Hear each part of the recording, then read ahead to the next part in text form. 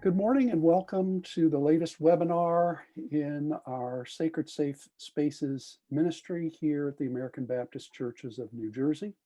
My name is Reverend Eric Hoheisel, and I am an Associate Regional Pastor for the American Baptist Churches of New Jersey. And my co-host today is the Reverend Estelle David, who is the coordinator of the Sacred Safe Spaces ministry. Today, we're delighted again to welcome back Pat Stanislawski, and I'm going to invite Estelle to say a word about Sacred Safe Spaces and introduce Pat again to our guests. Good morning, everyone, and welcome to our webinar. Sacred Safe Spaces was started by American Baptist Churches of New Jersey in 2013. What we have been trying to do recently as a result of a Palmer grant is to educate through these webinars, educate our faith leaders what to do about some of the social ills that we are confronted today. There are too many silent victims, and the church can be the church and do something about it. And today we have Pat, who's going to share more information, what we can do with our children as parents, as people who interact with children and youth. And we thank you, Pat, and she'll tell you more about herself. Okay, well, thank you. I am going to share my screen and hopefully you will be able to see what we're doing from the beginning.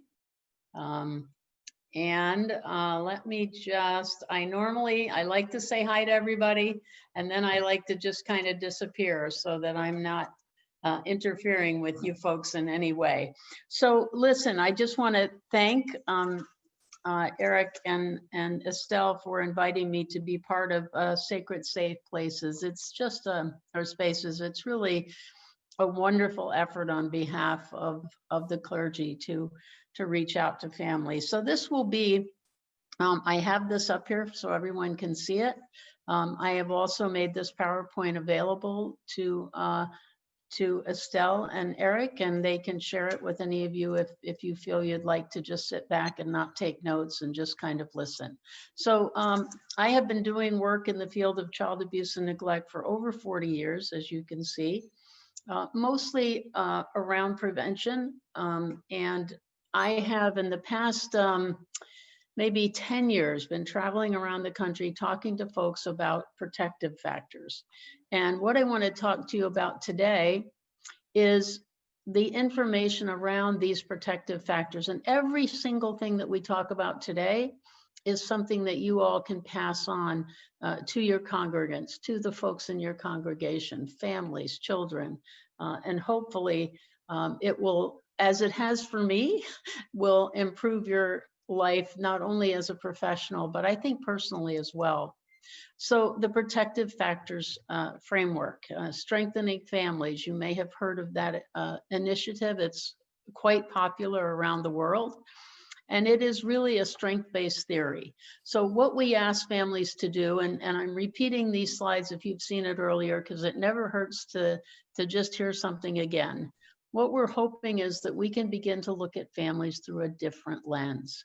And, you know, for so long when we talk about child abuse and neglect, we look at risk factors. And what we really need to do is look at what families are doing well. And so the mantra for us is what you see here. Let's begin to focus on what's strong in families, not what's wrong in families, which we unfortunately do quite a bit. So here's what we know from the research we've done around the Strengthening Families Initiative. We know that families gain what they need to be successful when key protective factors are robust in their lives and in their communities. And I always underline the word robust. What I'm asking you to do at the end of today, at the end of listening to this, is to simply ask yourself if there are some small, significant changes that you can make personally and professionally that will help protect and protect children and ensure that families are stronger. So these are the protective factors. We've talked about them earlier. The Strengthening Families approach, if you want to research something, there's so much more information than this real quick introduction at the Center for the Study of Social Policy. It is a research informed approach that really focuses on helping families be stronger, helping kids grow up to be the very best they can be, and then, of course, to reduce the likelihood that these children will be hurt. And I know if you've heard this before, you know that this is an initiative that isn't a fly-by-night thing. It's being implemented in 30 states around the country. Lots of programs, lots of organizations talking about the protective factors. So we have talked earlier about parental resilience, social connections, concrete support. Today, we're going to talk about social and emotional competence of children and why it's important.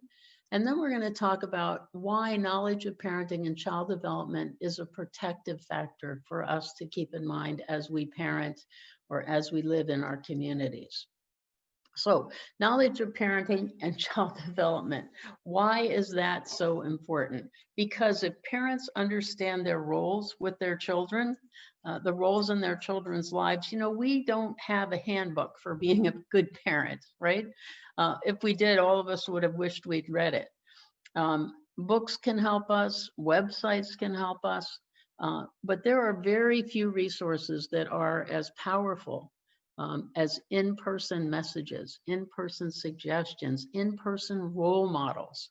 And this is what we need to have when we look to why knowledge of parenting is so vital, because if parents understand their role and they have like specific tools, specific strategies that they can use to respond to some of the very typical child behaviors that we see, and also, if they have these tools and strategies, they can develop very positive relationships with their children. So it's real important that parents understand their role in children's lives. It's also really important that parents have knowledge of basic child development. I told you I've spent 40 years doing child abuse and neglect work. And oh my gosh, I can't even begin to tell you how many times children would not have been hurt if parents understood the developmental levels of those children. We had a situation where a little boy, 3 years old, was beaten to death by his mom. Why? Because she needed to get him into daycare and he had to be toilet trained. And she beat that little boy so badly that he ended up passing away. And if she had only known that it takes little boys longer than little girls. And just because her neighbor's daughter was potty trained at, 2 years old, if she just understood that, that little guy would have been safer. So it's so important that parents have basic knowledge of their children's developmental levels. And then they have more realistic expectations of their children, right? If they know their children at this level just mentally, physically, emotionally can't do something, then it helps them be more patient, more tolerant. And when that happens, obviously the relationships with those children improves.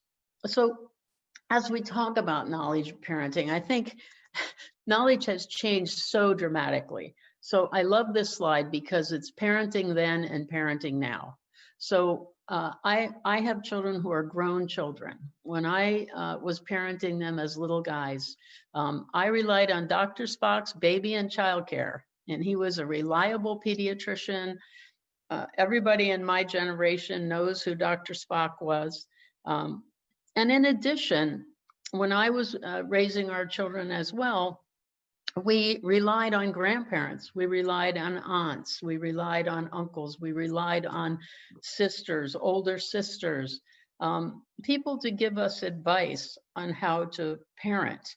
That is so different today. And part of the reason for that, nowadays you can certainly get a lot of information. There's no question. Dr. Spock's book probably didn't have anywhere near what you can get online just typing in a situation, something about toilet training, something about teething, something about waking up a baby when he or she is sleeping.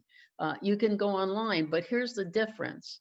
Unless we go online and we get something like maybe a very reputable, maybe 0 to 3, which is a wonderful website for knowledge of parenting and child development, and very well recognized and well researched. But sometimes we go on websites that we have no idea who's giving that advice out, right? So that's very different. We also nowadays seem to get more information from our friends than we did from grandmothers and aunts. And that's different too. And families aren't as together as they used to be. Nowadays it's not unusual for someone to get married, to move all the way on the other side of the country. And years and years ago, and this really related to parenting, years and years ago, you might have grandma living upstairs, or maybe even grandma living with you. And so that has changed, and that takes away a resource for parents that was really valuable. And also size is limited. It wasn't uncommon years ago to have talk to somebody who had 7 or 8 siblings. Now, if you have more than 3 siblings, people think that's a really big family. So as those things happen, as family size decreases, as families move away, all of those resources on raising babies, on parenting, on understanding teenagers, all of that is lost, that person-to-person contact. And that's why I think it's important as we work in communities that we try to reestablish those groups, those friendships, those strong bonds that people can rely on and lean to. And one of my favorite expressions when I teach is, once we know better, we do better. And I think that's true. Knowledge, no matter where we get it, is the secret to helping us all be better parents. I put these little icons up here because we learned about car seats, right? We learned that it's unsafe for children to ride in cars the way we did when we were kids. I can remember driving to Pennsylvania where my dad lived, and my husband and I we had 3 children. And when we would leave there, because it was a 4.5-hour drive, we would put a blanket or a little mattress or something in the back of our station wagon. And all 3 kids would be lying down on the turnpike, on the Pennsylvania Turnpike, going 75 miles an hour. And that's what we did. And it wasn't uncommon for kids to jump back and forth from the back seat to the front seat. But once we know better, and we realize how dangerous that is, then our behavior changes. Same thing with us learning about child's brain development. Oh my goodness, we have changed so many things based on understanding all the synapses, for example, that an infant's brain goes through every day. How stimulated children are by words and how many words they hear in a year. And that makes a difference in their verbal development. Once we know better, we do better. When I worked at the state, I worked in the early childhood division, and we discovered that we were having a very large number of babies dying as a result of accidents in cribs, because people didn't know that you don't put certain things in a crib. Bumpers are not always a good thing in a crib, right? The way the cribs were constructed, babies could fall out of them. Cribs that are really safe now, predominantly, although you don't see it in Baby Buy and some of the other places perhaps, but the safest cribs are the ones that look almost like a playpen. They're on the ground. So we've learned so many things that change the way we behave and change the way we do things. And parenting is certainly no different than any of that. I want to just talk for a second, when we talk about parenting too, about knowledge of parenting, and talk a little bit about culture, because everything we do is I don't even know the word, maybe is focused around or is centered on culture. right? So when we talk about parenting and when you're working in the community with your families, culture is a critical part for us to understand, because if we don't address how people live, how they think, how they feel, then we will miss them. It will go right over their heads. And there's probably no other area, at least in my many years of doing this work, where culture is really more significant than in the way we parent. And I've listed a whole bunch of things that just came to my mind off the top of my head that are impacted by culture. Where our babies sleep, how and what we feed them, right? When do you stop breastfeeding if you're breastfeeding, right? When do you give kids cereal, right? What about teenagers? What do they need in a diet, a nutritional diet for a growing teenager? What gives them acne? Do you see? All of this is based on how we think and how we feed them, how we think about food, what we teach them to value about the environment. Our Native American culture honored the environment. Do we do that? Do some cultures do that more than others? What role education plays in learning? How important is it to families that children learn, that they go to school, that they pay attention, that if they're having trouble, we help them because we want them to do well in school? What role does spirituality play in their lives? And this is certainly something for you folks, especially. How important is it? And what does it look like? Is it a kind of a generic overall goodness, kindness, spirituality, or is it going to church, right? All of that is culture. How do we discipline our kids? Oh my goodness. We could spend the rest of our time together talking about that one, couldn't we? How we discipline our children. What level of respect do we give to our kids? That one's really big too. What do we think about children? You know, in the old days, it was children should be seen and not heard, right? Not so today. Parents have a lot of different perspectives about raising children and their responsibility to those children. What responsibilities do we give to them? That's culture, right? Some children are born and raised in a home where working is a tremendously important part of the ethics of that family, right? You work hard. You're not lazy. And then another one, so dependent on culture. How important is family? What does it mean to children to be a part of a family, right?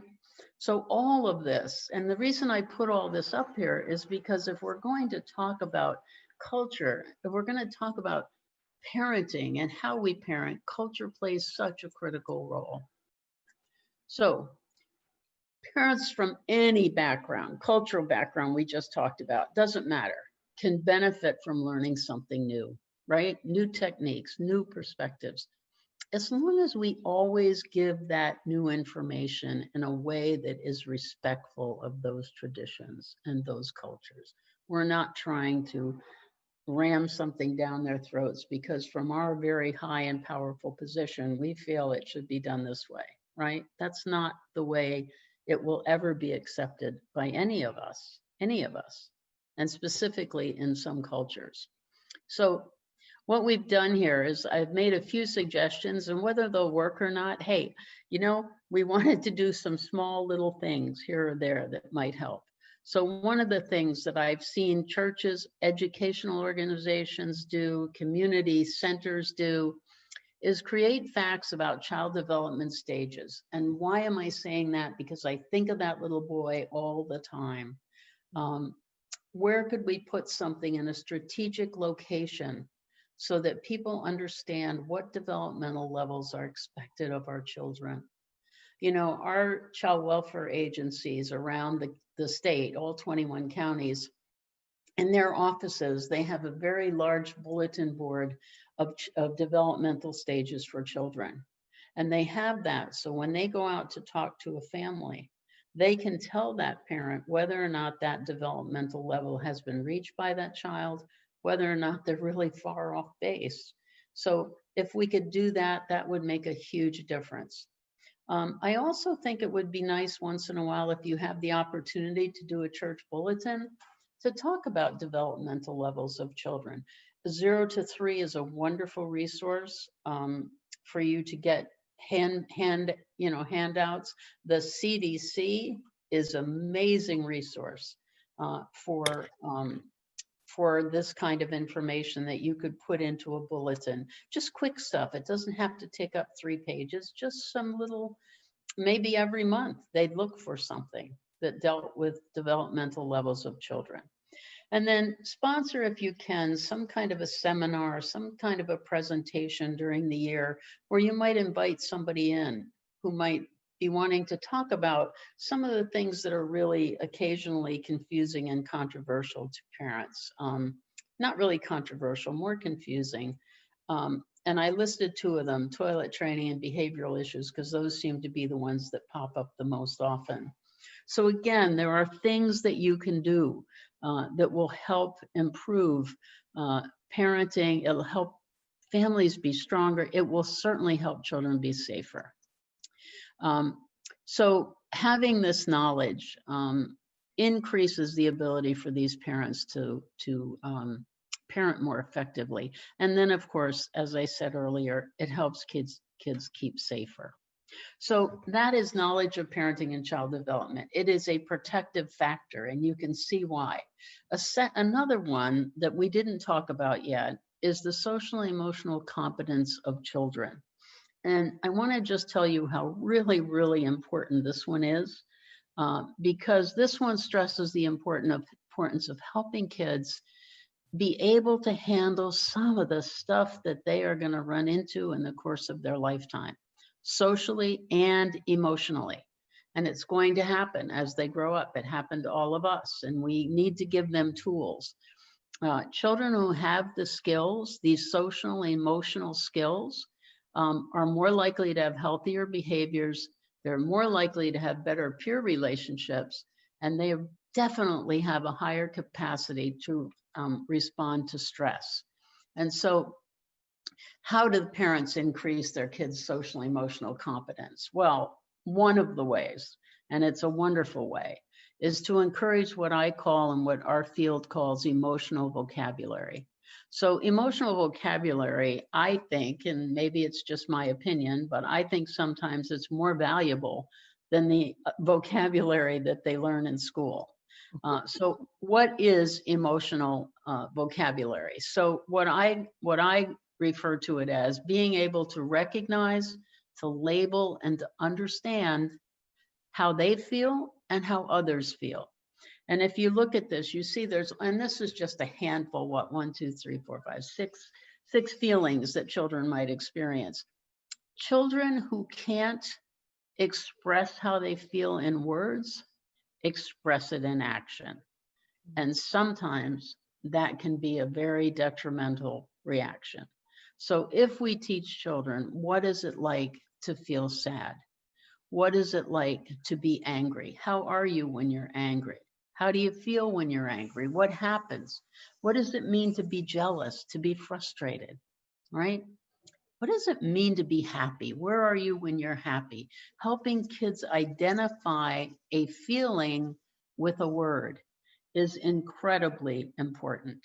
I think it's one of the most important things that we can learn. And again, I said before, children learn a lot of words in the course of growing up, but they don't learn too many feeling words. I'll just share with you an interesting story. I have a friend who's a child psychologist in Rhode Island, and she asked a group of 4th graders, because she's a school psychologist, I think I said that, but anyway, she asked a group of 4th graders, several 4th grade classes, asked the boys and the girls to list 3 emotions. And the boys said, angry, angry, happy, sad. And so then she asked the girls the same thing, and they said happy and sad. And the other one they said wasn't angry, it was worried. Oh, wow.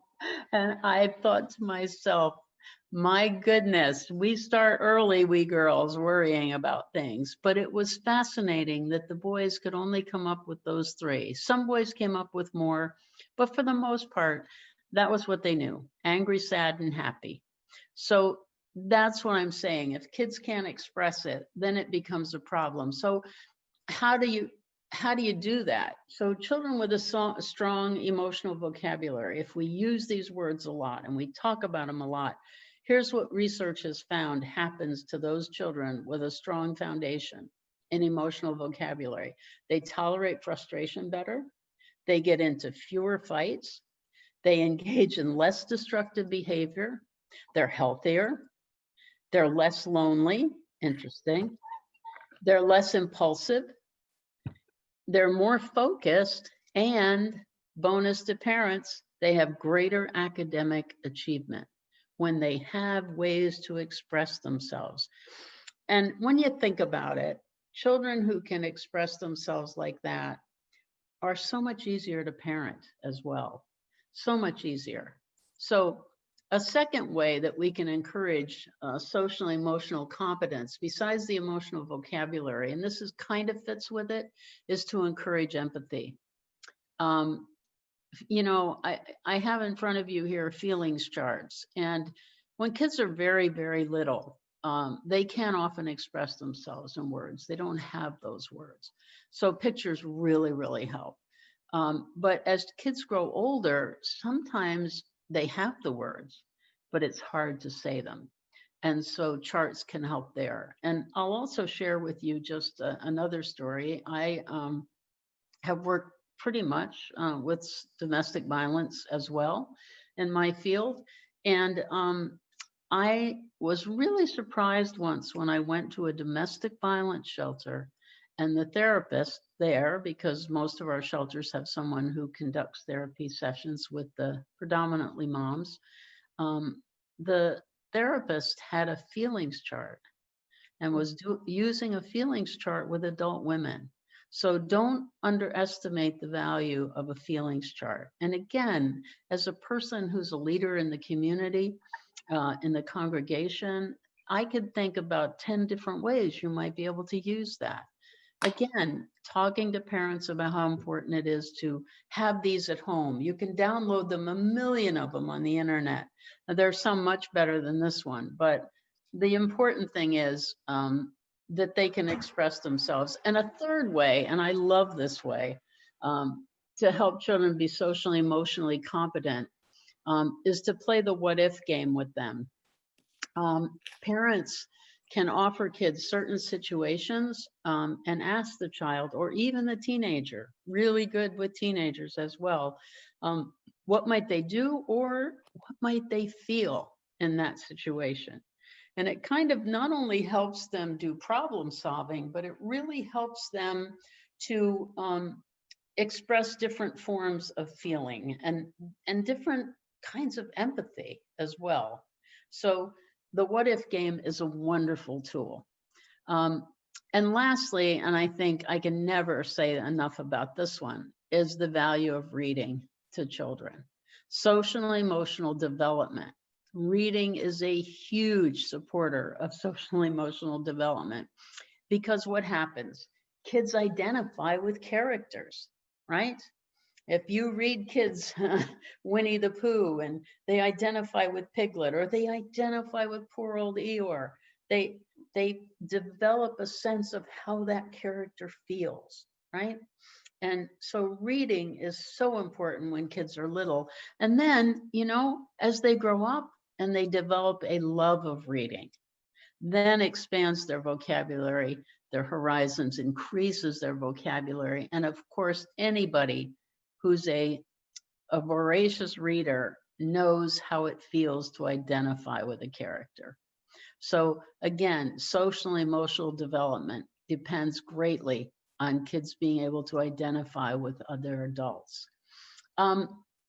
So I guess I'm finally at a point where I say, well, okay, so what? You know, so I know all this and I'm the leader in my congregation. So what? Well, I really believe in my heart that the clergy plays a huge role in promoting these protective factors. I left a few of these suggestions. I don't know if they're not good or not. I think if you sit down and really think about some of these things, you can come up with much better ideas than I. But I wonder if members of the congregation realize how really important protective factors are to the children and families that you serve. And what supports are available to you as you promote social and emotional competence. In other words, what's out there in the community that you could bring in? What's out there that you could copy, that you could hand out? What's out there where you could, have a speaker? What's there for you? And then I guess as you do that, what supports are in your community, right? So it's not only what you have, and I'm sure all of you have things that you could call on that would be really helpful in promoting knowledge of parenting and child development, or supporting social and emotional competence. And also the previous ones we talked about. How do you build parental resilience? How do you help parents be resilient? How do you connect them socially? That's another protective factor. How do you offer them support when they need it? All of these 5 things are protective factors. And if we really and truly make a conscious effort to have protective factors robust, and I think I said this at the beginning, your families will be successful if those protective factors are robust in their lives. They're little things here and there. They're constantly hearing about them from you. Things like that will end up, efforts like that will end up making your family stronger and will make your children safer. So I am going to conclude with a thank you to all of you for being patient enough to listen to me. And I know that you will have many resources from the American Baptist Church of New Jersey, and certainly from our sacred, safe spaces. So I will turn this back to my friends, Eric and Estelle, and I am done for a while. Thank you, Pat. Yes, Pat, thank you so much. I just can't say enough about how you do such a wonderful job of crystallizing and bringing into focus with your examples all of these protective factors that are so important for us, both as parents and grandparents and as clergy leaders. So thank you again for sharing your wisdom with us. And thank you for the resources that you have pointed us to that will continue to be important. I want to encourage those that are watching this to go back to our website and to the YouTube connections where we're in the process of archiving all of our presentations and pass the information on to others in your circle of influence. That is so very important. And we appreciate you. And again, on behalf of all of the American Baptist Churches of New Jersey, Pat, we want to thank you. And I personally want to thank you, Estelle, for all of the important work that you are doing in the area of helping our churches be sacred, safe spaces for those who have been touched by not only domestic violence, but also the opportunity that we have to make a difference in the future and preventing such things from happening in the first place. Estelle, anything else that we need to know before we sign off? I'd like to thank everyone who's watching this webinar, and it's important that we do something. There's a lot of things that we are confronted in our world, and we can't do everything. But if we start with something, we'll make a difference. Yeah, when you know better, you do better. Absolutely. Hear, hear. That's a good note to end on. Thank you so much. Thank you.